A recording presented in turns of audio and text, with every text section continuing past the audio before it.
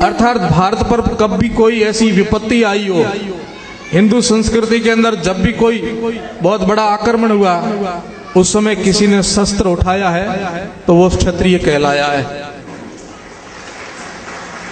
और जो शास्त्र लेकर के धर्म का प्रचार करते थे, ऐसे गुरुजनों की रक्षा करने के लिए भी किसी का हाथ आगे बढ़ा तो वो भी क्षत्रिय का था। मर्यादा पुरुषोत्तम राम भगवान से लेकर के और आधुनिक भारत तक ये बात, ये गर्व के साथ आप लोग कह सकते हो कि लोग तरसते हैं, दुनिया के लोग तरसते हैं हिंदुस्तान को देखने के लिए और सपने सजोते हैं कि एक बार मुझे भारत में जन्म दें, और उसमें भी लोग तरसते हैं कि जन्म दें तो क्षत्रिय कुल में दें, और अच्छी बात है।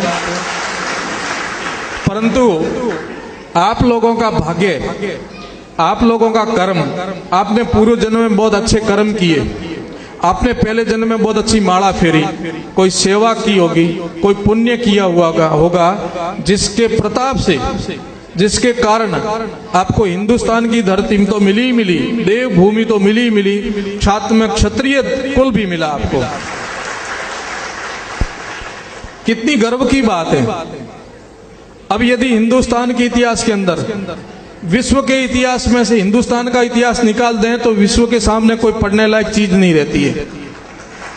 और ऐसे ही हिंदुस्तान के इतिहास में से राजस्थान का इतिहास निकाल दो तो पीछे हिंदुस्तान में भी कुछ नहीं बचता है। और राजस्थान का इतिहास तो राजपूताना से ही शुरू होता है, अर्थात राजपूतों का इतिहास राजस्थान से निकाल दो तो राजस्थान में भी कुछ भी नहीं बचता है। इतना गरिमामय आपका इतिहास, पूरी मानव संस्कृति को, सभी मनुष्यों की रक्षा करने वाला जो व्यक्ति, जो समाज, उस समाज में आपको जन्म मिला। इससे बड़ा आपका भाग्य क्या होगा और इससे बड़ा आपको गर्व क्या होगा।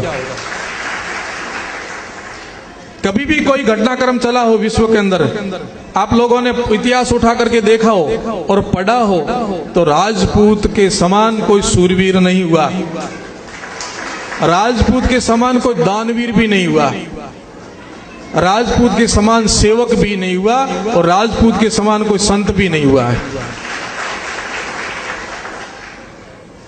क्षत्रियाणा का उदाहरण देखें तो पुरुषों से भी ज्यादा कोई भी समाज की क्षत्रियाणिया के रूप में किसी भी महिला ने इतना बड़ा इतिहास नहीं दोहराया कि अपने पति को युद्ध में भेजने के लिए वो तिलक लगा करके उनको भेजती थी और साथ में भेंट अपना सिर चढ़ा करके देती थी।